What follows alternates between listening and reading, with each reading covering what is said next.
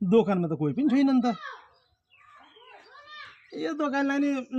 मन पर्ने जहिले आयो कहिले दोकानमा बस्दैन यार यसलाई दोकान गर्ने मन छैन यसलाई खालि घरतिरको मन छ कता भएछ दोकानी अरे यार एक दुई सामान चाहिएको थियो दोकाने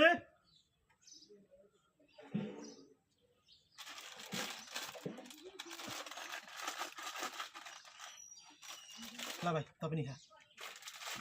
नभन्नु ल मैले दिएको भनेको दोकाने ओ दोकाने औ दाइ भन्नु त घरमा गएछ काम परेर हौ भाइ दोकान के को लागि खोल्छस् त यार होइन घर इमर्जेन्सी गर्थ्यो दोकान खोलिसकेपछि मान्छे इमर्जेन्सीको लागि दोकानमा केही चाहियो भने तिमीलाई बोलाइराख्नु त परेन नि त त्यही हो के दिनु भन्दा ल अच्छा एउटा फेन्टा देन ल फ्यान्टा हेर भाइ तँलाई मैले आफ्नो भाइ भनेर भनेको होइन हजुर चोर चक्का आएर सबै त म जस्तो मान्छे हुँदैन नि त कसैले आएर एउटा प्याकेट भने झिकेर लगिदियो भने तेरो कति लोस हुन्छ हुन्छ थाहा छ छैन थाहा छ भाइ त्यही भएर दोकान छोडेर कहिले नजानु मैले दोकानमा चोर छन् केटाहरू यता केटाहरू नराम्रो छन् भनेर भाइलाई राखेर गएको थिएँ